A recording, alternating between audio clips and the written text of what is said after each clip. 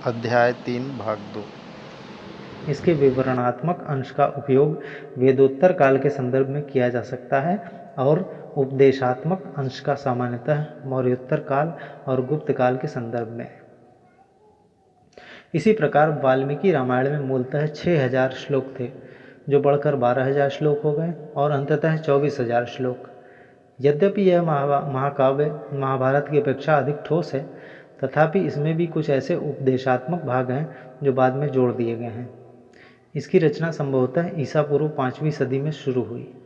तब से यह 5 अवस्थाओं से गुजर चुकी है और इसकी 5वीं अवस्था तो ईसा की 12वीं सदी में आई है। मिला जुलाकर इसकी रचना महाभारत के बाद हुई प्रतीत होती है। वैदिक काल के बाद कर्मकांड साहित्य की भरमार मिलती है।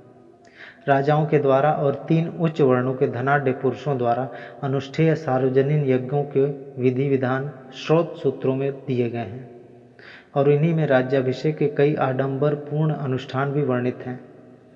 इसी तरह जात कर्म, जन्मानुष्ठान, नामकरण, उपनयन, विवाह, श्राद्ध आदि घरेलू या पारिवारिक अनुष्ठानों का विधि विधान गृह सूत्रों में पाया जाता है।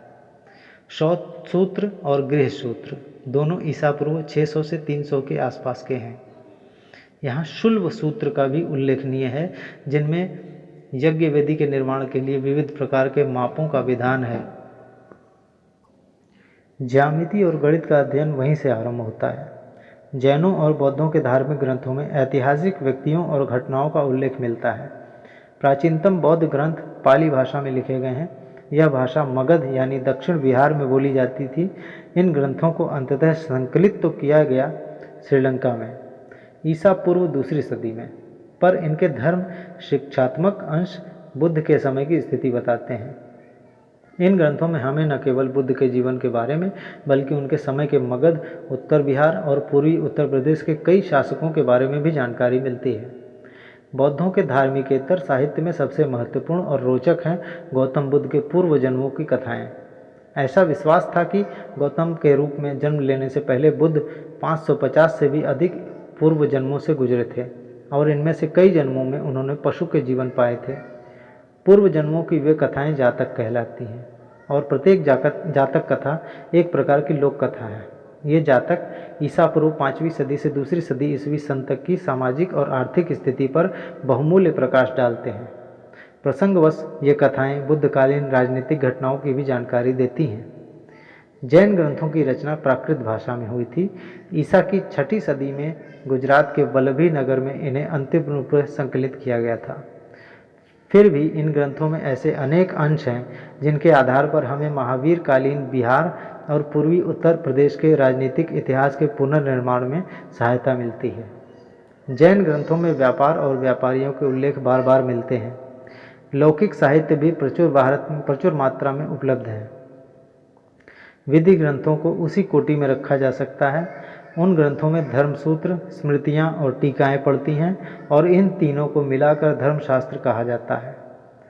धर्मसूत्रों का संकलन 500 से 200 ईसा पूर्व में हुआ था। मुख्य स्मृतियाँ ईसा की आरंभिक 6 सदियों में संहिताबद्ध की गईं। इनमें विभिन्न वर्णों, राजाओं और पदाधिकारियों के कर्तव्यों का विधान किया गया है। इनमें संपत्ति के अर्जन, विक्रय और उत्तराधिकार के नियम सहित विवाद के विधान भी दिए गए हैं तथा चोरी, हमला, हत्या, व्यभिचार आदि के लिए दंड विधान किया गया है। कौटिल्य का अर्थशास्त्र अत्यंत महत्वपूर्ण विधि ग्रंथ है। यह 15 अधिकरणों या खंडों में विभक्त है, जिनमें दूसरा और तीसरा अधिक पुराने हैं। लगता है कि इन अधिकरणों की रचना विभिन्न लेखकों ने की है। इस ग्रंथ को वर्तमान रूप ईस्वी सन के आरंभ में दिया गया, परंतु इसके प्राचीनतम अंश मौर्यकालीन समाज और अर्थतंत्र की झलक देते हैं। इसमें प्राचीन भारतीय राजतंत्र तथा अर्थव्यवस्था के अध्ययन के लिए महत्व की सामग्री मिलती है। हमें भास, शूद्रक, कालिदास और बाण भट्ट की रचनाएं भी प्राप्त हैं। इनका साहित्यिक मूल्य तो है ही, इनमें लेखकों के अपने अपने समय की स्थितियां भी प्रतिबिंबित हैं। कालिदास के काव्य और नाटक लिखे इन्होंने, जिनमें सबसे प्रसिद्ध हैं अभिज्ञान शाकुंतलम। इन महान सर्जनात्मक कृतियों में गुप्तकालीन उत्तरी और मध्य भारत के सामाजिक एवं सांस्कृतिक जीवन की झलक मिलती है। इन संस्कृत स्त्रोतों के अलावा कुछ प्राचीनतम तमिल ग्रंथ भी हैं जो संगम साहित्य में संकलित हैं। राजाओं द्वारा संरक्षित विद्या केंद्रों में एकत्र होकर कवियों और भाटों ने 3-4 सदियों में इस साहित्य का सृजन किया था। ऐसी साहित्य सभा को संगम कहते थे। इसलिए समूचा साहित्य संगम साहित्य के नाम से प्रसिद्ध हो गया। कहा जाता है कि इन कृतियों का संकलन ईसा की आरंभिक 4 सदियों में हुआ, हालांकि इनका अंतिम संकलन 6वीं सदी में हुआ जान पड़ता है। संगम साहित्य के पद्य 30,000 पंक्तियों में मिलते हैं, जो 8 एट्टोकय अर्थात संकलनों में विभक्त हैं। पद्य 100 के समूहों में संग्रहित हैं, जैसे पुरनानुरु, बाहर के 4 शतक आदि। मुख्य समूह 2 हैं, पट्टिनेडिकल, पट्टिनेनिखिल कणक्कु 18 निम्न संग्रह, और पत्तपाट यानी 10 गीत। पहला दूसरे से पुराना माना जाता है, लेकिन इसलिए लौकिक इतिहास के लिए महत्वपूर्ण समझा जाता है। संगम ग्रंथ बहुत स्तरीय है, परंतु संप्रति शैली और विषय वस्तु के आधार पर उनका स्तर निर्धारण नहीं किया जा सकता है। जैसा कि बताया गया है, इनके स्तरों का पता सामाजिक विकास की अवस्थाओं के आधार पर ही लगाया जा सकता है। संगम ग्रंथ वैदिक ग्रंथों से खासकर ऋग्वेद से भिन्न प्रकार के हैं। ये धार्मिक ग्रंथ नहीं हैं। इनके मुक्तकों और प्रबंध काव्यों की रचना बहुत सारे कवियों ने की है, जिनमें बहुत से नायकों यानी वीर पुरुषों और नायिकाओं का गुणगान है। इस प्रकार ये लौकिक कोटि के हैं। ये आदिमकालीन गीत नहीं हैं, बल्कि इनमें परिष्कृत साहित्य का दर्शन होता है। अनेक काव्यों में योद्धा का नाम उल्लेख करके उनमें वीरतापूर्ण कार्यों का सविस्तार वर्णन किया गया है। उसके द्वारा भाटों को दिए गए दानों की प्रशंसा की गई है। ये काव्य दरबारों में पढ़े जाते होंगे। इनकी तुलना होमर युग के वीर गाथा काव्यों से की जा सकती है, क्योंकि इनमें भी युद्धों और योद्धाओं के वीर युग का चित्रण है। इन ग्रंथों का उपयोग ऐतिहासिक प्रयोजन से करना आसान नहीं है। शायद इन काव्यों में उल्लिखित व्यक्तिवाचक नाम, उपाधि, वंश, क्षेत्र, युद्ध आदि आंशिक रूप से ही यथार्थ हैं। संगम ग्रंथों में उल्लिखित चेर राजाओं के नाम दानकर्ता के रूप में ईसा की 1ली और 2री सदी के दान पात्रों में भी आए हैं। संगम ग्रंथों में बहुत से नगरों का उल्लेख मिलता है। इनमें उल्लिखित कावेरी पट्टनम का समृद्धिपूर्ण अस्तित्व पुरातात्विक साक्ष्य से समर्थित हुआ है।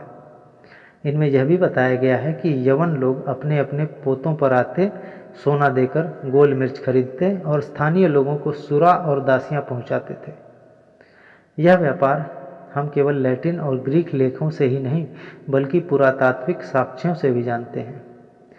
ईसा की आरंभिक सदियों में प्रावद्वीपीय तमिलनाडु के लोगों के सामाजिक, आर्थिक और राजनीतिक जीवन के अध्ययन के लिए संगम साहित्य हमारा एकमात्र प्रमुख स्रोत है। व्यापार और वाणिज्य के बारे में इससे जो जानकारी मिलती है, उसकी विदेशी विवरणों और पुरातात्विक प्रमाणों से भी पुष्टि होती है। विदेशी विवरण। विदेशी विवरणों को देशी साहित्य का अनुपूरक बनाया जा सकता है। पर्यटक बनकर या भारतीय धर्म को अपनाकर अनेक यूनानी, रोमन और चीनी यात्री भारत आए और अपनी आंखों देखे भारत के विवरण लिख छोड़े। ध्यान देने योग्य बात यह है कि भारतीय स्रोतों में सिकंदर के हमले की कोई जानकारी नहीं मिलती। उसके भारतीय कारनामों के इतिहास के पुनर्निर्माण के लिए हमें पूर्णतः यूनानी स्रोतों पर आश्रित रहना पड़ता है। यूनानी लेखकों ने 326 ईसा पूर्व में भारत पर हमला करने वाले सिकंदर महान के समकालीन के रूप में संद्रोकोत्तस के नाम का उल्लेख किया है। यह सिद्ध किया गया कि यूनानी विवरणों का यह संद्रोकोत्तस और चंद्रगुप्त मौर्य, जिनके राज्यारोहण की तिथि 322 ईसा पूर्व निर्धारित की गई है, एक ही व्यक्ति थे। यह पहचान प्राचीन भारत के तिथि क्रम के लिए सुदृढ़ आधारशिला बन गई।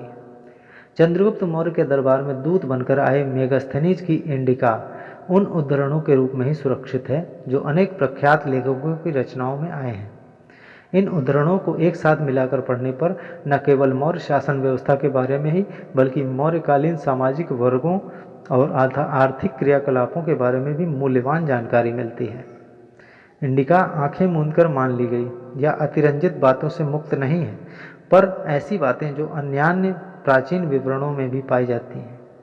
ईसा की पहली और दूसरी सदियों के यूनानी और रोमन विवरणों में भारतीय बंदरगाहों के उल्लेख मिलते हैं और भारत तथा रोमन साम्राज्य के बीच होने वाले व्यापार की वस्तुओं की भी हमें जानकारी मिलती है।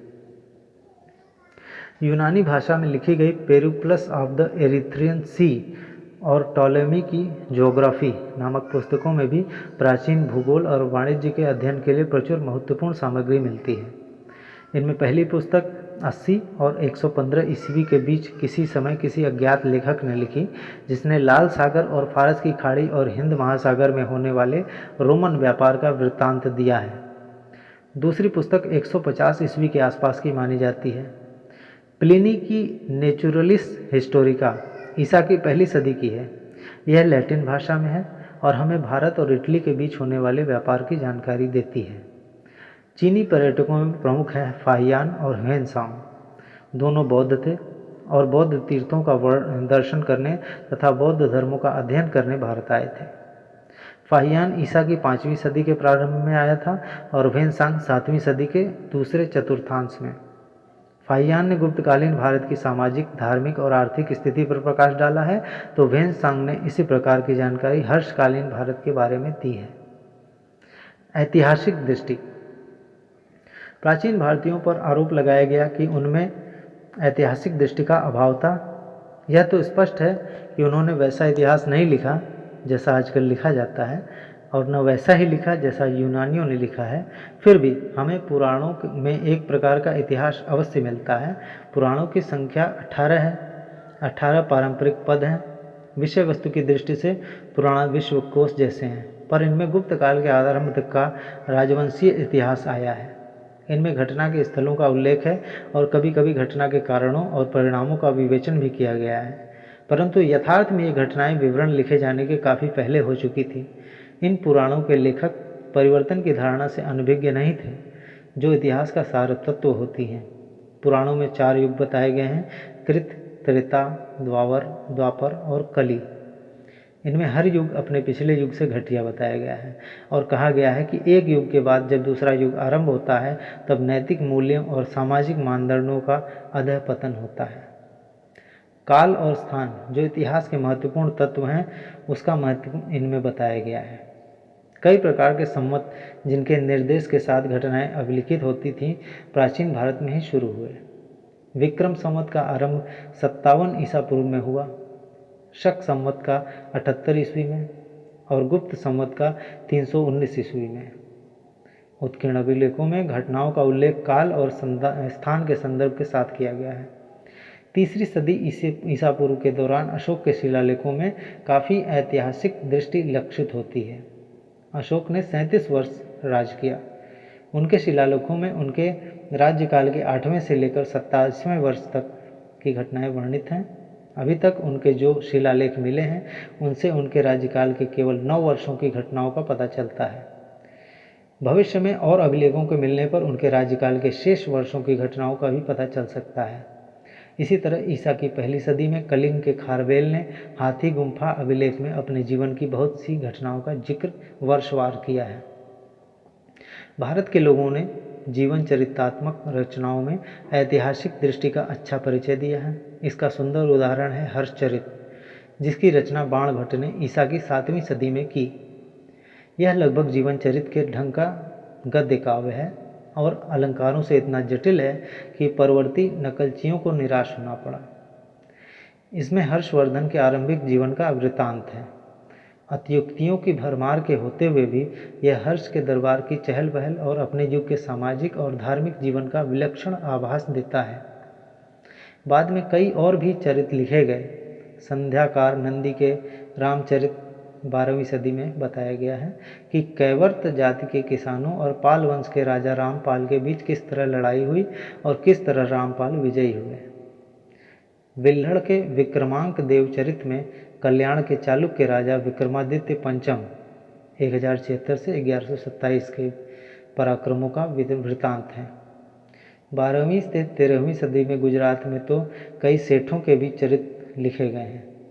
इस तरह की ऐतिहासिक रचनाएं दक्षिण भारत में भी हुई होंगी, लेकिन अभी तक ऐसा एक ही वृत्तांत प्रकाश में आया है।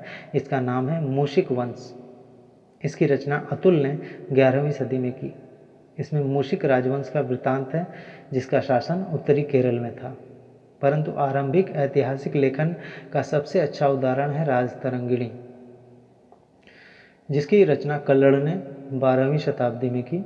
यह कश्मीर के राजाओं के चरित्रों का संग्रह है। दरअसल यह पहली कृति है जिसमें आज के अर्थ में इतिहास के बहुत कुछ लक्षण विद्यमान हैं। इतिहास का निर्माण। अब तक प्रागैतिहासिक और ऐतिहासिक दोनों तरह के बहुत सारे पुरातत्वों की खुदाई और छानबीन की जा चुकी है, परंतु प्राचीन भारतीय इतिहास की मुख्य धारा में उसके परिणामों को स्थान नहीं मिल पाया है। भारत में सामाजिक विकास किन किन अवस्थाओं से गुजरा है, इसका बोध तब तक नहीं हो सकता जब तक प्रागैतिहासिक पुरातत्व के परिणामों की ओर ध्यान नहीं दिया जाएगा। इतिहासकालीन पुरातत्व भी उतने ही महत्व का है। यद्यपि प्राचीन इतिहास के काल के 150 से भी अधिक पुरातत्वों की खुदाई हो चुकी है, तथापि प्राचीन कालों के सामाजिक, आर्थिक और सांस्कृतिक प्रवृत्तियों के अध्ययन में उन खुदाइयों की प्रासंगिकता का विवेचन सामान्य पुस्तकों में नहीं किया गया है। यह काम परम आवश्यक है। प्राचीन भारत के नगरीय इतिहास के संदर्भ में तो यह और भी जरूरी है। अब तक अधिकांशतः बौद्ध और कुछ एक ब्राह्मणिक स्थलों के ही महत्व रेखांकित किए गए हैं, किंतु यह आवश्यक है कि धार्मिक इतिहास के अध्ययन में आर्थिक और सामाजिक पक्षों पर ध्यान दिया जाए। प्राचीन इतिहास अभी तक मुख्यतः देशी या विदेशी साहित्यिक स्रोतों के आधार पर ही रचा गया है। सिक्कों और अभिलेखों की कुछ भूमिका अवश्य रही है, किंतु अधिक महत्व ग्रंथों को ही दिया गया है। अब नए नए तरीकों की ओर ध्यान देना है। हमें एक ओर वैदिक युग और दूसरी ओर चित्रित धूसरण, मृदभांड (PGW) तथा अन्य पुरातात्विक सामग्रियों के बीच पारस्परिक संबंध स्थापित करना है। इसी तरह प्रारंभिक पाली ग्रंथों का संबंध उत्तरी काला पालिशदार मृदभांड यानी NBPW पुरातत्व के साथ जोड़ना होगा और संगम साहित्य से प्राप्त सूचनाओं को उन सूचनाओं के साथ मिलाना है जो प्रायद्वीपीय भारत को आरंभिक महापाषाणीय पुरातत्व से जोड़ता है। पुराणों में दी गई लंबी लंबी वंशावलियों की अपेक्षा पुरातात्विक साक्ष्य को कहीं अधिक मूल्य दिया जाना चाहिए। पौराणिक अनुश्रुति के अनुसार अयोध्या के राम का काल 2000 ईसा पूर्व के आसपास भले ही मान लें, पर अयोध्या में की गई खुदाई और व्यापक छानबीन से तो यही सिद्ध होता है कि उस काल के आसपास वहाँ कोई बस्ती थी ही नहीं। इसी तरह महाभारत में कृष्ण की भूमिका भले ही महत्वपूर्ण हो, पर मथुरा में पाए गए 200 ईसा पूर्व से 300 ईस्वी तक के बीच के अभिलेखों और मूर्ति कलाकृतियों से उनके अस्तित्व की पुष्टि नहीं होती है। इसी तरह की कठिनाइयों के कारण महाभारत और रामायण के आधार पर कल्पित महाकाव्य युग की धारणा त्यागनी होगी। हालांकि अतीत में प्राचीन भारत पर लिखी गई लगभग सभी सर्वेक्षण पुस्तकों में इसे एक अध्याय बनाया गया है। अवश्य ही रामायण और महाभारत दोनों में सामाजिक विकास के विभिन्न चरण ढूंढे जा सकते हैं। इसका कारण यह है कि ये महाकाव्य सामाजिक विकास की किसी एक अवस्था के द्योतक नहीं है। इसमें अनेक बार परिवर्तन हुए हैं, जैसा कि इस अध्याय में पहले बताया जा चुका है। कई अभिलेखों की उपेक्षा अब तक यह कहकर की जाती रही है कि उनका ऐतिहासिक मूल्य नाम मात्र है। ऐतिहासिक मूल्य का अर्थ यह मान लिया गया है कि ऐसी कोई जानकारी जो राजनीतिक इतिहास के पुनर्निर्माण के लिए अपेक्षित हो। पौराणिक अनुश्रुतियों की अपेक्षा अभिलेख निश्चय ही अधिक विश्वसनीय है। जैसे अनुश्रुति का सहारा सातवाहनों के आरंभ को पीछे ढकेलने में किया जाता है, जबकि अभिलेखीय आधार पर उनका आरंभ काल ईसा पूर्व पहली सदी है। अभिलेखों में किसी राजा का शासनकाल, उसकी विजय, उसका राज्य विस्तार, ये बातें मिल सकती हैं, पर साथ ही राज्यतंत्र, समाज, अर्थतंत्र और धर्म के विकास की प्रवृत्तियां भी तो दिखाई दे सकती हैं। इसलिए प्रस्तुत पुस्तक में अभिलेखों का सहारा केवल राजनीतिक या धार्मिक इतिहास के प्रसंग में ही नहीं लिया गया है। अभिलेखीय अनुदान पत्रों का महत्व केवल वंशावलियों और विजयावलियों के लिए ही नहीं है, बल्कि और भी विशेष रूप से ऐसी जानकारी के लिए है कि किन किन नए राज्यों का उदय हुआ।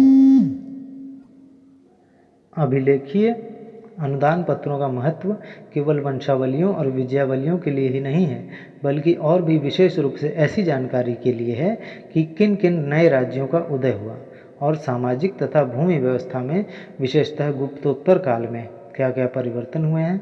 इसी तरह सिक्कों का सहारा केवल हिंद, यवनों, शकों सातवाहनों और कुषाणों के इतिहास के पुनर्निर्माण के लिए ही नहीं, बल्कि व्यापार और नगरीय जीवन के इतिहास की झलक पाने के लिए भी लिया जाना आवश्यक है।